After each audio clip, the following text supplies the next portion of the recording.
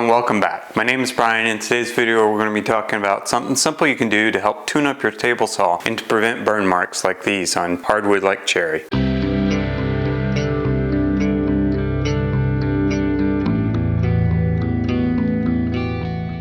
Before we can clean our table saw blade, we first have to safely remove it. The process I'm going to show you is for the Festool table saw. The first step in the removal is to turn off the power, either by unplugging the saw or by removing the batteries in my case. Festool table saw has an Allen wrench that allows you to remove a panel, and then this gives you access to the arbor for the table saw blade. Inside there's a lever that allows you to lock the table saw blade, and you use the same Allen wrench to loosen the nut that holds the table saw blade in place. After loosening the nut, you can then remove it and remove the blade as well. You need a shallow pan, so you can put in a ratio of 5:1 water to simple green. All I'm doing here is mixing up this simple green and water, and then I let my saw blade set in this overnight. I'm going to use this blue container because I've had it for a very long time. I might otherwise consider using a boot tray or a plant saucer or any other flat container I have available. After soaking the saw blade in the concoction overnight, I grab a brush and I brush both sides of the saw blade, especially near the teeth. I recommend you use a wire brush for this task. The pitch comes off pretty easily. We can now reinstall the blade by simply reversing the steps we used to take it off. First, align the blade with the arbor, and then I take the arbor nut and I put it in place. To avoid potentially stripping threads, I always start the arbor nut by hand, before grabbing a tool to lock it down. With the blade installed, we're now ready to do a test cut. I chose to use cherry for my test cut because it's one of the woods I use often, and it tends to burn the easiest. After making the test cut, you can see that there were no burn marks. If you made it all the way to the end of the video, that means you probably have some level of an attention span. So we would like it if you would like and subscribe, and we look forward to seeing you in a future video real soon.